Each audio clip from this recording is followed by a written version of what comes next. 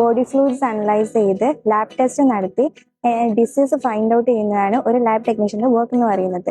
Hi, I M ദീന ഫാത്തിമ. ഞാൻ വരുന്നത് വയനാട് നിന്നാണ്. ഭാരതി കോളേജിലെ first year BSc MLT student ആണ്. MLT എന്ന് പറഞ്ഞിട്ടുണ്ടെങ്കിൽ മെഡിക്കൽ ലബോറട്ടറി ടെക്നോളജി ആണ്.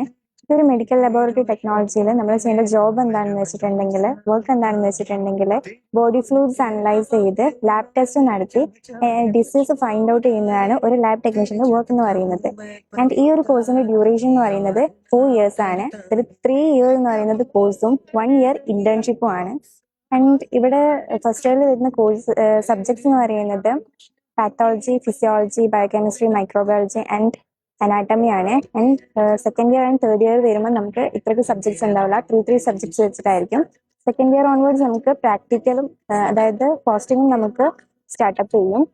ആൻഡ് ഇവിടെ വേറെയും അലർട്ട് കോഴ്സസ് പ്രൊവൈഡ് ചെയ്യുന്നുണ്ട്. PCT, RDT, MLT, MIT and ATOT. ഇതെല്ലാം 4 year ഡ്യൂറേഷൻ വരുന്ന കോഴ്സസ് തന്നെയാണ്. ഫസ്റ്റ് ഇയറിലെ എല്ലാ അലൈഡ് ടീംസും ഒപ്പരം തന്നെ ആയിരിക്കും. സെക്കൻഡ് ഇയർ തൊട്ടാണ് എല്ലാവരും സെപ്പറേറ്റ് ആവുക.